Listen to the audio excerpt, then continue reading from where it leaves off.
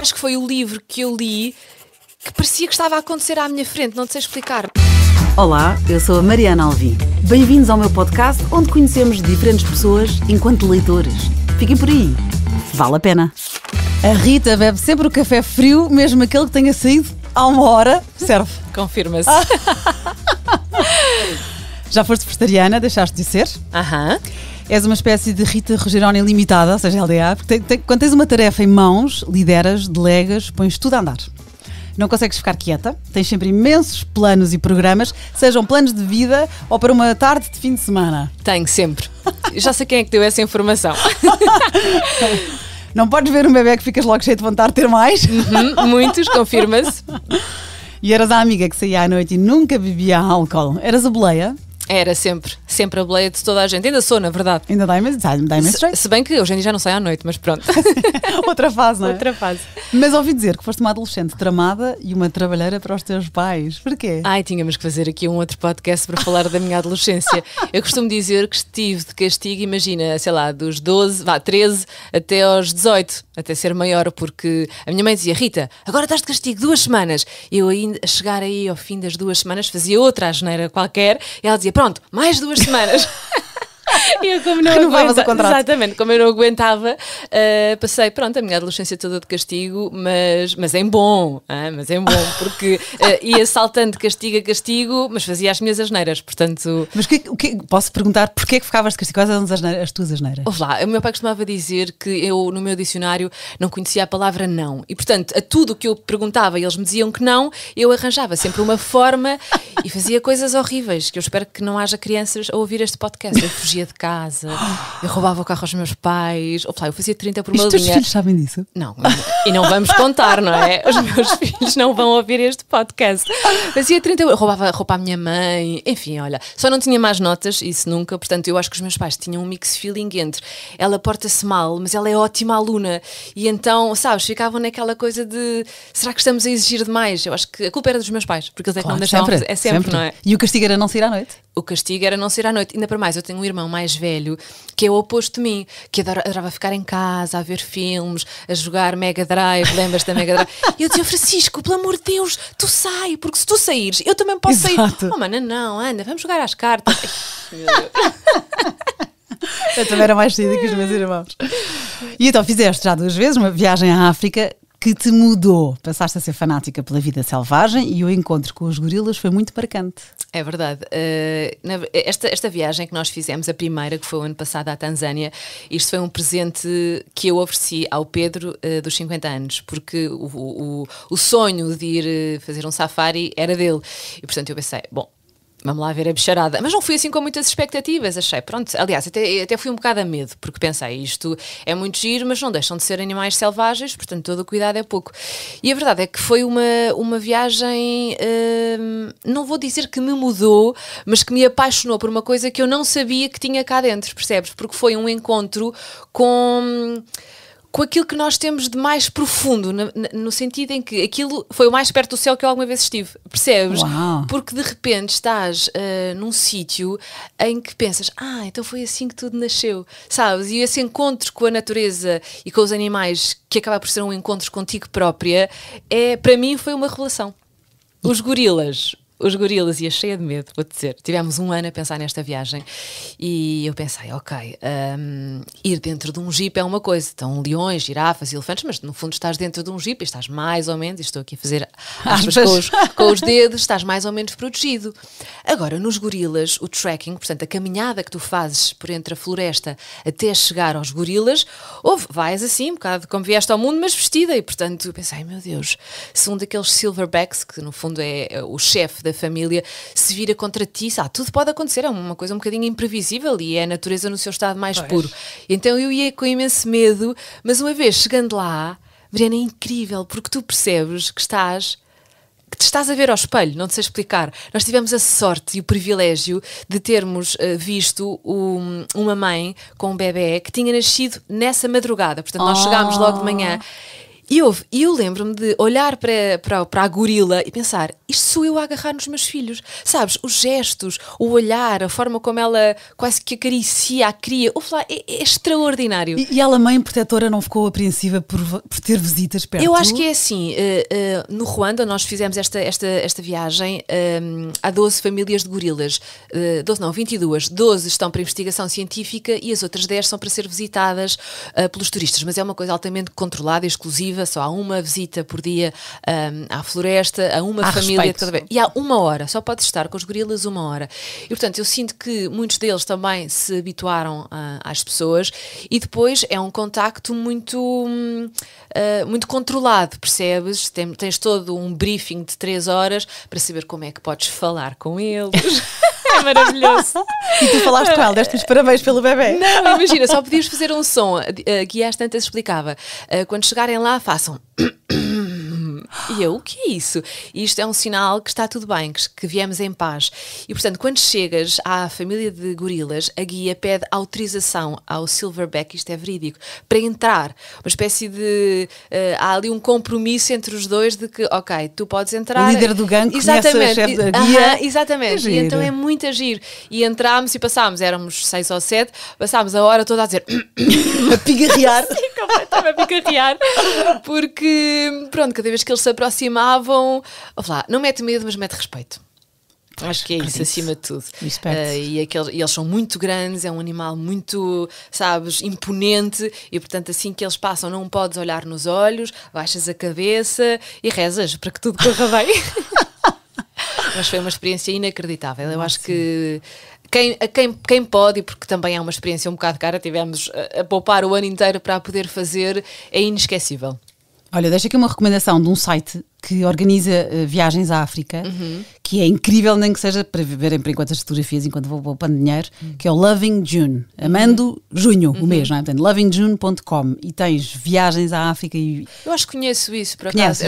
Sim, e fazem viagens... É uma rapariga da Marta. Sim, uma rapariga. E fazem viagens muito personalizadas, não sim, é? Sim, pronto, sim. Muito exclusivas. Sim, pode ir só em casal ou só... São programas que no fundo não é aqueles que tu vês na agência de viagem, mas são programas mais exclusivos, mais diferentes, não é? Exatamente, já sei o que é, já sei. As fotografias são maravilhosas e foi ela que tirou todas, cheira, acho que sim. Boa, incrível. Boa. Lovingjune.com, fica aqui a dica. E então, uma mulher que já experimentou um encontro imediato com a natureza, agora voltando com os pés à terra, enfim, continuamos na natureza, mas é dos livros. Quais são os teus hábitos de leitura? Olha, eu gosto muito de ler, sobretudo quando tenho a cabeça em paz. Quando tenho muita coisa a acontecer, eu preciso de concentração, preciso de estar soft, sabes? Preciso ter aquele meu momento para me conseguir concentrar numa história. Detesto ler só por ler. Tenho amigas que, eu preciso de começar um livro hoje. Sabes, tem essa coisa. Eu não, a leitura para mim não é uma obrigação, é um prazer. E portanto aquela coisa de ter muitos livros na prateleira não me cria stress, pelo contrário, queria-me de, que bom, ainda tenho tanta coisa para ler, sabes? Não tenho nada dessa ansiedade. E portanto leio sobretudo nas férias, ao fim de semana, e tento ler um bocadinho à noite, todos os dias. Não é sempre, mas sou um bocadinho compulsiva com os livros.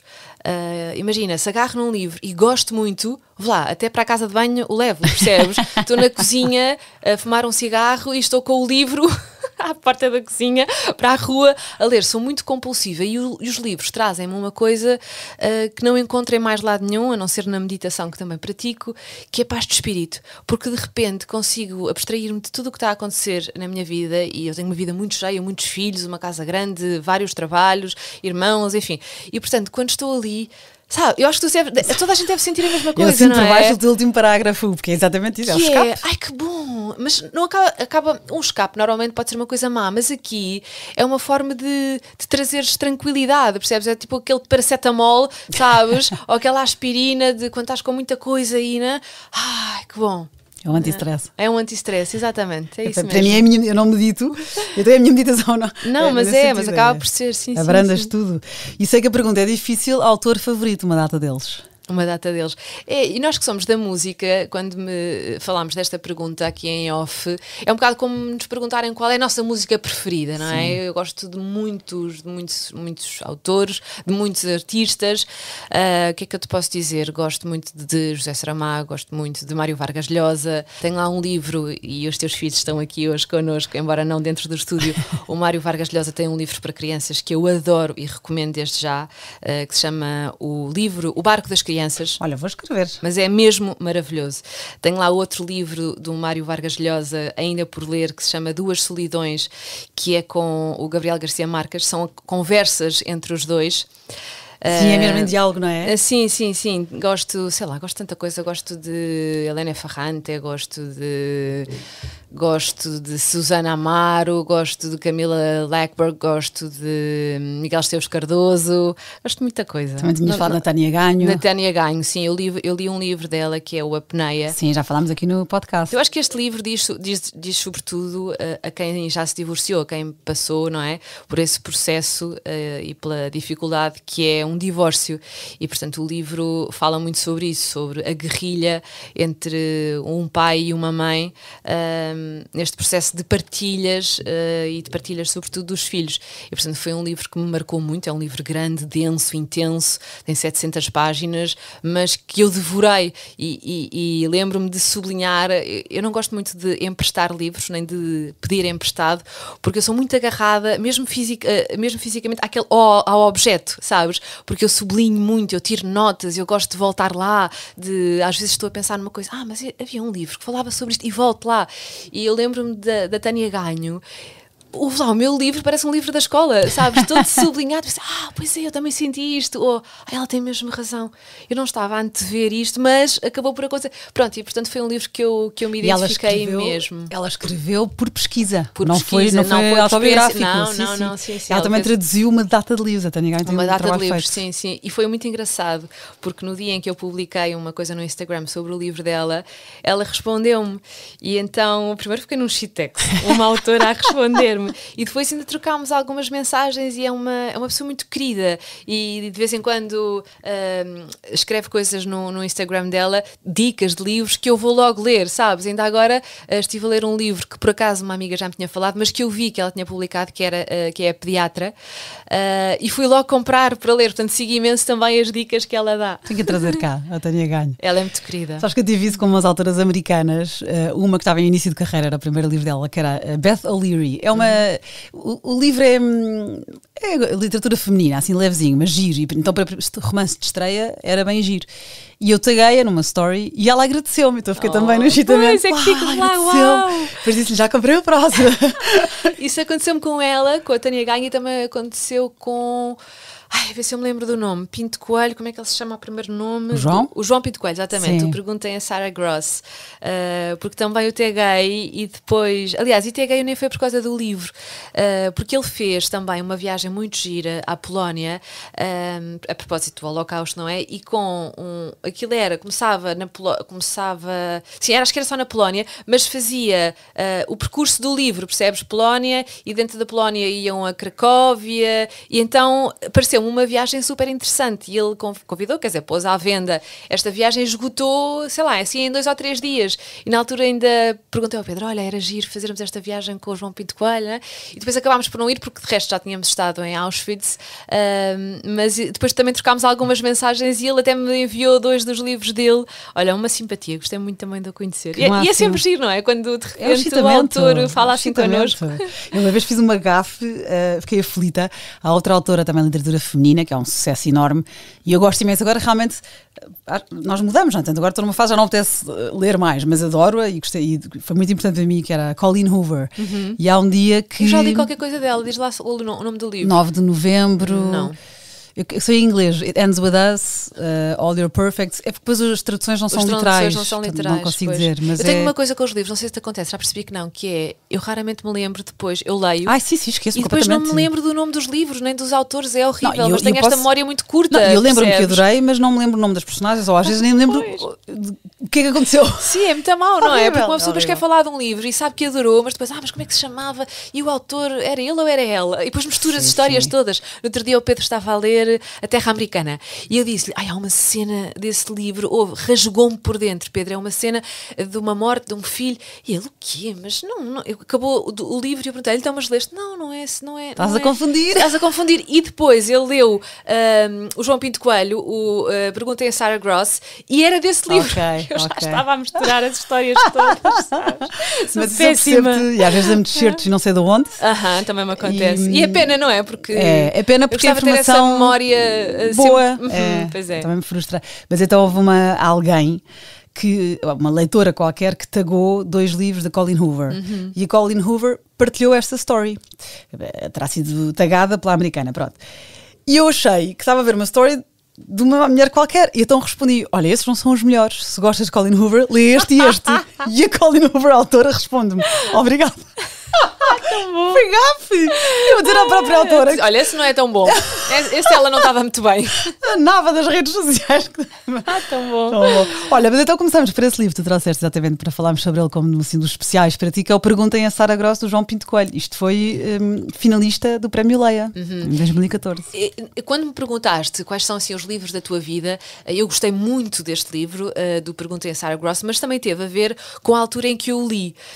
Porque já li muitos livros sobre o Holocausto, é um tema que me interessa. Aliás, já te disse, fui com o Pedro fazer essa viagem a Auschwitz e, portanto, é um tema que eu gosto muito de ler. Mas esse livro chegou-me à mão, assim, num jantar, num almoço com umas amigas. Olha, Rita, tenho aqui este livro, vou-te emprestar, acho que vais gostar. Pronto. E coincidiu precisamente com o início da guerra, agora da Ucrânia. E então, no fundo, o que é que aconteceu? Eu estava a ler o livro, Mariana, e era como se houvesse um decalque da realidade que nós estávamos a viver. E eu olhar, quer geograficamente, não é? Ali a zona da Polónia e da Ucrânia, bem, da Ucrânia não tanto, mas da Polónia, sobretudo, quer emocionalmente, não é? O inenarrável horror que é uma guerra, o genocídio, a dor, a perda, o ter que fugir. E, portanto, de repente, esse livro, para mim, foi uma espécie de trigger, por assim dizer, para depois fazer o que nós fizemos, que foi acolher uma família de refugiados em nossa casa. E, portanto, não sei se é um dos livros da minha vida, mas marcou uma altura da minha vida muito importante. E o ponto de partida foi este Perguntem a Sarah Gross, que não é um livro que fala assim tanto do Holocausto, mas tem personagens femininas incríveis e que, pronto, acaba por ser esse decalque daquilo que estávamos a viver quando começou a guerra. O engraçado é ao contrário. Eu ofereceram-me nos anos, em maio, este livro, e eu, como estávamos, já tinha começado a guerra, fez-me confusão ler, eu fugi um bocadinho do tema, que se calhar também é, não sei, egoísmo, mas foi ao contrário, já estou triste, não apetece ler coisas tristes. Não, e percebo, e repara, eu não sabia muito bem ao que ia, às vezes acontece-nos isso, eu nem sempre, este da pediatra, por exemplo, disseram-me, é uma pediatra que não gosta de crianças, mas quer dizer, não sabia mais nada. E é de quem? Só para quem ficou curioso, eu não quero ler. Eu por acaso não sei, já vou ver o nome dela, é uma autora brasileira, agora não me lembro do nome dela, mas já te digo. Depois dizem, eu ponho no descritivo do podcast. E este de Perguntei a Sarah Gross, eu também não sabia muito bem ao que ia, e portanto comecei a ler, percebes? E coincidiu precisamente ser na altura em que começou a guerra, e depois não consegui parar porque o que estava a ler estava a ver na televisão. Ok, pois, sim, até aprendes mais, até complementa algumas informações, não é? Isto é a chegada da jovem Kimberly Clark, que é uma professora de literatura, e ela chega a um colégio de renome, não é? O St. Oswald's, isto é na Nova Inglaterra, e depois conhece a super diretora Sarah Gross, do nome do título, que ela é a atual diretora, mas pronto, mas tem o seu povo judeu que sofreu na Polónia, não é? Na Segunda Guerra Mundial, e há uma narrativa presente e uma narrativa passada. Exatamente, não é? E portanto só no fim do livro é que percebes, não vou contar o fim, obviamente, sim. Mas percebes a vida que ela teve, portanto há um presente e há um passado que é de facto passado durante a Segunda Guerra Mundial e durante o Holocausto, e é neste livro que há essa cena de uma criança que houve. Mas sabes quando lês uma coisa e de repente, eu não sou muito choramingona, a sério que não sou, mas que estás com as lágrimas a correrem-te pela cara abaixo e dizes, não, eu preciso de uma pausa, preciso digerir isto e já cá volto. E há uma cena neste livro que é muito forte. Então, eu agora ia dizer assim, estou com vontade de ler, ele já está na minha mesa cabeceira, mas pensa, agora estás-me a fazer adiar. Eu tive isso lágrimas a correr e tive que sair da cama para me ir a suar com o Rochinol, da Christian Hanna. Sim, da Christian Hanna, também eu, esquece, também adorei esse livro. Mesmo, incrível.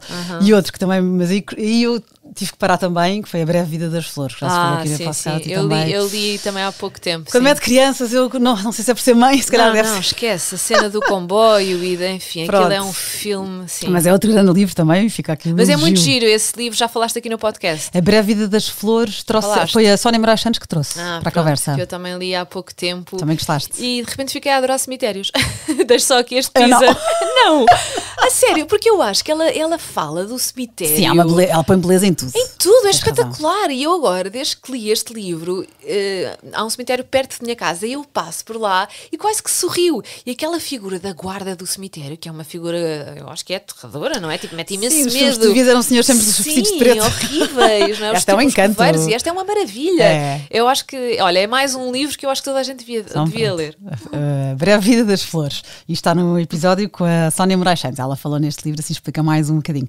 Sabes que eu estou voltando aqui só para acabar o Pergunta em Sara Gross. Isto foi finalista do Prémio Leia e depois tem graça porque ele depois ganhou o Prémio Leia 3 anos depois, o João Pinto Coelho, com Os Loucos da Rua Mazur. Esse ainda não li, mas deve ser não, acho que é um dos livros que o João precisamente me enviou. Um regresso à Polónia na Segunda Guerra Mundial que nos dá a conhecer uma galeria de personagens inesquecíveis e que mostra como a escrita de um romance pode tornar-se um ajuste de contas com o passado. Isto porquê? Porque é um escritor de sucesso que está doente e quer escrever o último livro antes de morrer para se redimir do passado. Então, para isso, ele procura um amigo de infância que não via desde um terrível incidente na ocupação alemã. Esse amigo é cego, mas via mais do que nós, estás a ver? Okay. E então são 2 amigos de infância que se reencontram para o que está a morrer escrever. E outra vez a temática da Segunda Guerra Mundial. E sabes outra coisa gira do João Pinto Coelho, porque o Pergunta em Sara Gross, e agora este segundo livro também, é que ele nasceu em Londres, mas depois viveu a maior parte do tempo em Lisboa e frequentou Belas Artes e formou-se em arquitetura. Portanto, ele hoje é arquiteto e professor de Belas Artes. Mas depois viveu nos Estados Unidos algumas temporadas em que trabalhou num teatro profissional. Que giro. Ao pé de Nova Iorque, é todo multifacetado. Sim. E integrou 2 ações do Conselho da Europa, isto em Auschwitz, lá está, onde trabalhou mesmo de perto com investigadores do Holocausto e implementou o projeto Auschwitz na primeira pessoa. E ele diz isto neste livro da Sara Gross, porque é... Ele falou, e algumas pessoas a quem ele agradeceu no fim do livro, 2 já tinham morrido na altura que ele acabou o livro. Pois é, ele diz, já não me lembrava disso. Está a acabar a geração que fala em Auschwitz na primeira pessoa. A primeira pessoa, é verdade. Faz imensa confusão, mas isto é mesmo muita pesquisa feita à volta do Pergunta em Sara Gross. E pronto, e os outros então que também já tens, já Os Loucos da Rua Mazur. Outro autor que tu referiste é o espanhol Fernando Aramburu, com o livro A Pátria. Tu falaste nesse livro e nessa semana uma amiga minha também falou. Sério? A Pátria foi foi um dos livros da minha vida e foi um dos livros que mais trabalho me deu, porque a narrativa é muito difícil. O Pedro foi 3 vezes ao livro e 3 vezes, as 2 primeiras vezes desistiu e a terceira vez disse: Pedro, insiste porque vale a pena, tem que ser uma leitura, imagina, a primeira vez que pegas no livro tens que ler 100 páginas, não dá para ser 5 e depois 10, não, tens que ler só 100 para entrar. Tens que entrar no estilo diferente da escrita, não é? É muito diferente. E depois é um livro, no fundo aquilo é uma enciclopédia de dor, percebes? O livro fala sobre a história da ETA, fala sobre o nascimento do nacionalismo basco e sobre a forma como aquilo acaba, o abandono da luta armada. E depois, acho que foi o livro que eu li em que as personagens são mais complexas, psicologicamente complexas, densas, e aquilo dá um trabalhão esmiuçar, sabes, entrar dentro das personagens e são tão bem construídas, que acho que foi o livro que eu li que parecia que estava a acontecer à minha frente, não te sei explicar, mesmo sendo de uma leitura difícil. São 2 mulheres, a história fala sobre 2 famílias, 2 mulheres de pulso muito forte, que são melhores amigas. O livro começa e elas são melhores amigas, mas porque têm convicções políticas completamente diferentes, passam a ser inimigas. E, portanto, a história vai ao encontro disso, de como é que as nossas convicções políticas, e muitas vezes religiosas, conseguem fazer com que o nosso melhor amigo de repente seja o nosso pior inimigo, e sabes, e trata sobretudo disso, sobre a dor, e acho que é também um memorial contra o esquecimento, percebes? E de facto eu não me esqueci do livro e acho que nunca me vou esquecer. Fantástico. Adoro. Estou a ler neste preciso momento outro do Fernando Aramburu, comecei há 2 dias, que se chama O Regresso dos Andorinhões. É um autor... É esse que é completamente diferente. Sim, não tem nada a ver. Não podes esperar o que leste no seguinte, até foi polémico por causa disso. Pois, não tem nada a ver. Aliás, eu comecei a ler e pensei, isto é muito mais fácil. A leitura, porque a Pátria é muito intrincado, sabes? O texto, a pontuação, é difícil mesmo de entrar. Mas é sempre um desafio, porque os livros do Aramburu têm entre 700 a 900 páginas. Mas como te disse ao início, não tenho pressa nenhuma. Eu gosto de ler por prazer e, portanto, não estou naquela coisa de acabar um livro. Vou lendo e do que estou a ler já estou a gostar imenso. E sou ao Pedro, olha, acho que vou adorar este livro. Foi, é completamente diferente. Não tem nada a ver. Mas tu deste uma ótima dica para esse livro do Pátria, porque ainda por cima tem capítulos curtos, que é ótimo para dar ritmo. E quando a pessoa está cansada é ótimo, porque ok, lê só mais um capítulo e depois vou dormir.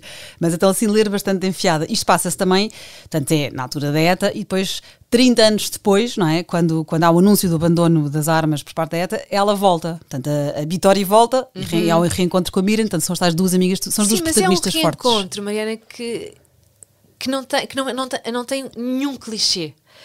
Quem não leu o livro pode ver a série. Há uma série de... vejam depois, leiam primeiro. Não, leiam primeiro, mas a série está muito bem feita. Mas muito bem feita. Não é aquelas séries que tu vês e dizes, isto é uma fantochada. Não. Acho que vai muito ao encontro daquilo que está no livro e o casting é maravilhoso, sabes? Eu vi a série depois e pensei, acho que é uma personagem que se chama Chanka ou Chara. É o Chari, é o marido dela. Podemos dizer que foi assassinado, sim. Sim. Não, mas há uma personagem feminina que fica paraplégica a determinada altura. A Arantxa. A Arantxa, exatamente. A Arantxa. Que apesar da deficiência é a mais equilibrada deles todos. Sim, e é tesa, não penses. E quando eu vi a personagem pensei, isto é incrível, era exatamente assim que eu imaginava a Arantxa. Portanto, o casting está tão bem feito, a fotografia é maravilhosa. E viste onde? Só para quem quiser. Na HBO. Okay. A série está disponível, chama-se mesmo A Pátria na HBO. E portanto, olha, o livro é bom, aliás, o livro é ótimo e a série é boa. Boa, e tu aprendes também sobre o preconceito, a diferença das línguas, o basco ou o castelhano. Aprendes imenso sobre... Sim, porque primeiro há imensas palavras que eu tive que ir perceber o que é que significavam, porque o Fernando Aramburu, ele escreve mesmo em baixo, não sei se é assim que se diz, mas tipo... Sim, ele tem o vocabulário característico que nem o castelhano percebe. Nem o castelhano percebe, então eu tive que ir traduzir... Mas tu leste o original? Não, mas em português, o livro editado, há muitas palavras que estão escritas em basco, percebes? Não tens nota do tradutor que te explica em rodapé? Não tens algumas, não tens. Não tens. Informa alguns diálogos das personagens e, portanto, ouve lá, é um livro que dá trabalho. Dá trabalho, mas vale a pena. Exatamente. Vale a pena. Vale a pena, lá está. Lá está. E o Fernando Aramburu, uma coisa que eu achei graça em relação a ele, que é muito típico também, não é? Mas que é conhecido pelo seu mau feitio, mesmo numa entrevista, não se dá o trabalho de disfarçar, a má disposição frequente. Estou a citar o jornalista. É? Sim, e depois então, este livro que ele escreveu agora, o que tu referiste, do Regresso dos Andarinhões, foi polémico porque, para já, não tem nada a ver com o Pátria e, portanto, frustra expectativas de quem quer continuar o estilo ou o género. Depois ele próprio diz, mas eu não escrevo para os leitores, eu escrevo para mim. Portanto, há assim uma... É engraçado, a mim não me frustra nada. Eu acho exatamente isso, acho que os autores devem escrever sobre aquilo que lhes dá prazer, sobre aquilo que lhes apetece e, portanto, eu quando vou ler um autor, nem sequer vou com essa expectativa, eu quero que ele escreva sobre este tema. Sim, mas dizem que foi polémico, até porque nem é só isso, não é só... Sim, mas podes ou não criar expectativas, é verdade. Mas como há ali cenas de sexo violentas e há assim um voyeurismo de pornografia, o que está na crítica, chocou alguns leitores, ou seja, se tu não tens isso no Pátria... Eu estava na cama a ler e pensei, uau, ele aqui excedeu-se. É isso, ou seja, tu vens de um Pátria mais, não digo mais conservador, mas será se calhar contrastante. Sim, não tem essa parte sexual, isso não tem, o Pátria não tem. Eu acho que é mais isso, não sei, se calhar imagina, não tens bolinha encarnada num... E no outro tens, sim, claramente. Daí a polémica. Mas olha, isso estás a dizer do Fernando Aramburu, é giro, quando me perguntaste no outro dia que autor é que eu queria ir jantar, lembras? Sim, tinha que pensar. Tinha que pensar, porque tem a ver com isso, que eu acho, tinha que ser um autor que eu não tivesse expectativas nenhumas, porque muitas vezes depois o artista confunde-se com a pessoa. De repente, se eu conhecesse o Aramburu, eu acho que...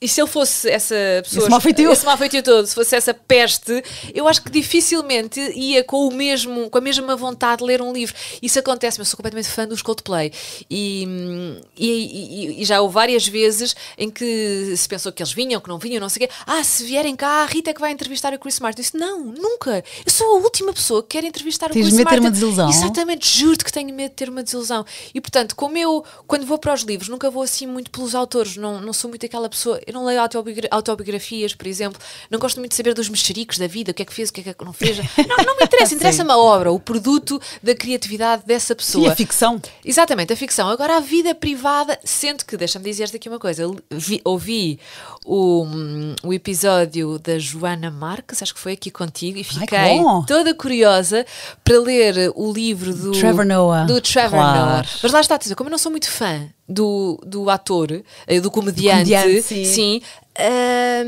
pronto, não me vai aquecer nem arrefecer. Agora, de alguém que sou muito fã, prefiro não conhecer. Prefiro ficar na ignorância. E eu acho que aconteceu contigo e muita gente quando foi, por exemplo, o caso do Michael Jackson. Lembras-te?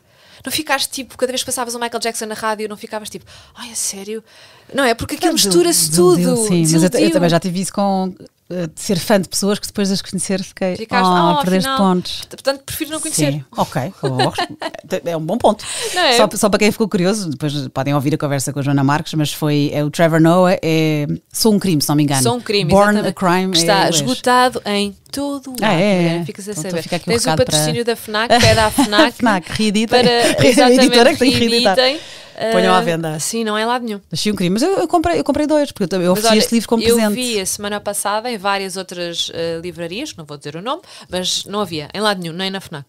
Online. Vamos falar com a editora. Nenhum. E perguntei na FNAC e disseram-me Rita, disseram-me, está esgotado em todo lado. Ok. Portanto, se calhar foi por causa do teu podcast. Uau, de nada, malta. Desculpem. Mas pronto, tem a ver com a apartheid e é autobiográfico neste caso, mas com o humor dele. Sim. E depois é assustador porque foi há pouco tempo, não é? Portanto, pois, sim. Ele é mais ou menos da tua idade, pouco mais novo que eu. Sim, dos anos 90. E passou por isso. Portanto, nasceu um crime porque era filho de pais de etnias diferentes. Etnias diferentes, sim. Olha, o último livro aqui então, O Filho de Mil Homens, do Walter Ugumem. Ai, eu sou apaixonada pelo Walter Ugumem, por tudo o que ele escreve. Também já terias com ele então? Não, okay. Já viste se ele me desiludisse? Mantens o argumento. Ia ficar mesmo triste. Pensei, não, ele afinal não é esta pessoa que escreve, que escreve o amor, sabes? O Filho de Mil Homens foi o primeiro livro que eu li do Walter Ugumem. A sério, gostem de ler ou não, comprem este livro, porque isto é uma ode ao amor.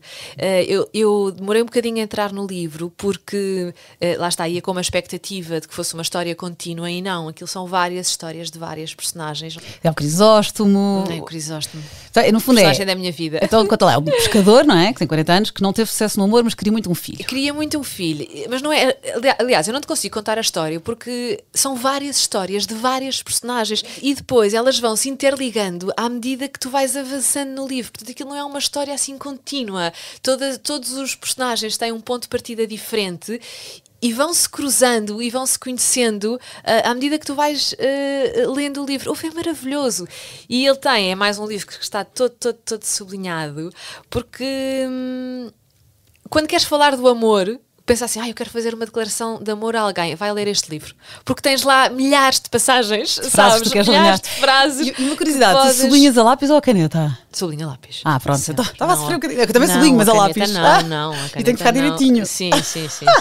E muitas vezes nem sublinho a frase, posso só fazer assim uma cruz no canto superior direito, só para saber, ok, esta página, gosto. Eu faço imagina num parágrafo giro, se for na página esquerda, faço um risco vertical ao longo desse parágrafo. Ao longo do parágrafo, pois, exato.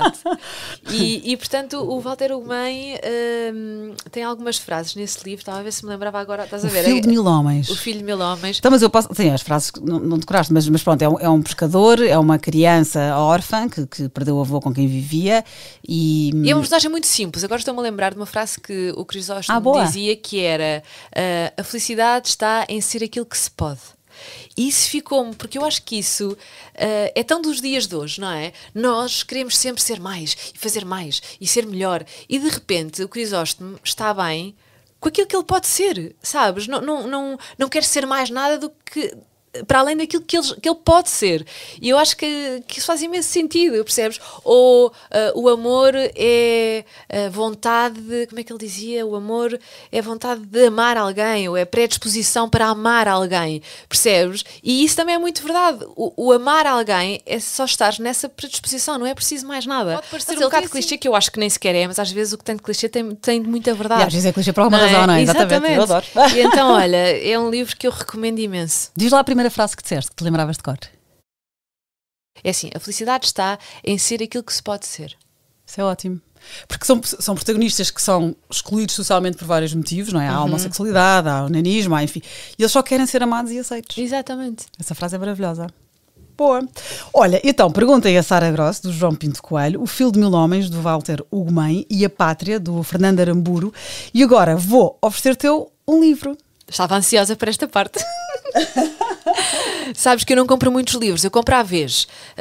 Imagina, agora compro 3 e depois de ler os 3, compro mais 3. Já ouvi aqui no teu podcast que tu és um bocado compulsiva a comprar livros, não é? Sim. Não és? Eu por acaso não sou tanto, eu compro, leio. E tem uma coisa péssima que tu há bocado disseste quando foste ler o Pergunta em Sara Gross. Pergunta em Sara Gross, que tu disseste, não sabia bem para o que ia. Eu sei perfeitamente para o que eu vou, leio a contracapa. Quer dizer, não tenho que ler as críticas, não, até porque pode haver spoilers, mas e o que é que me acontece? Há livros que tenho que comprar e tenho que ler, e depois na altura, agora não me está a apetecer ler este. Mas há uma palavra, agora não me estou a lembrar, mas tem graça que é, por mais livros que eu tenho, que tenho que comprar livros, e há uma só palavra japonesa que significa que diz isso. Pois é, és tu.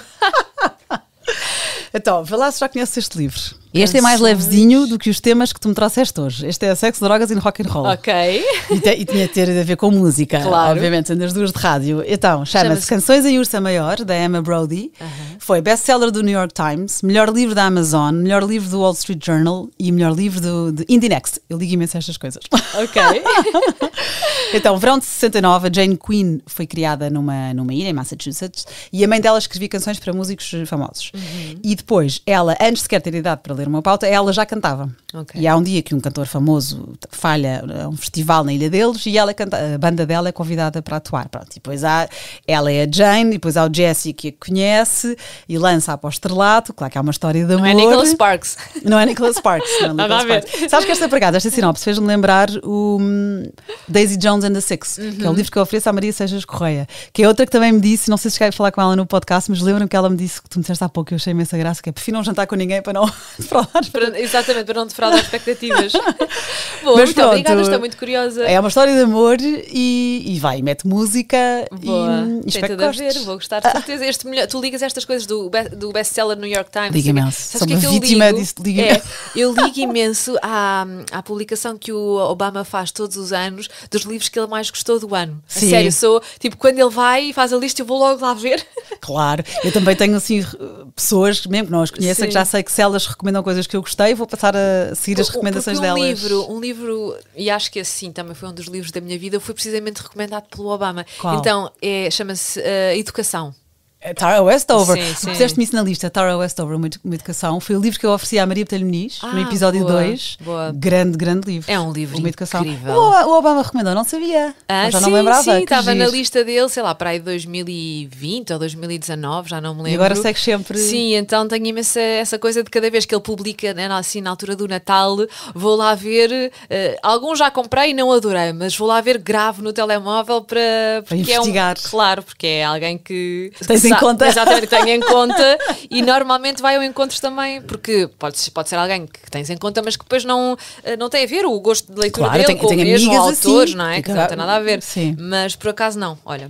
Recomendo esta lista que o Obama faz todos os anos lá para a altura do Natal. Fica aqui a recomendação. E uma educação da Tara Westover, houve quem também trouxesse isso na conversa. É espetacular, e eu amei o livro. É incrível. E é não ficção, é uma família mormon, pronto, mas está tudo explicado depois, mas é o máximo. É o máximo. Olha, gostei, mas obrigada. Também eu, muito obrigada. Obrigada a quem nos ouve, para a semana a mais. Um beijinho.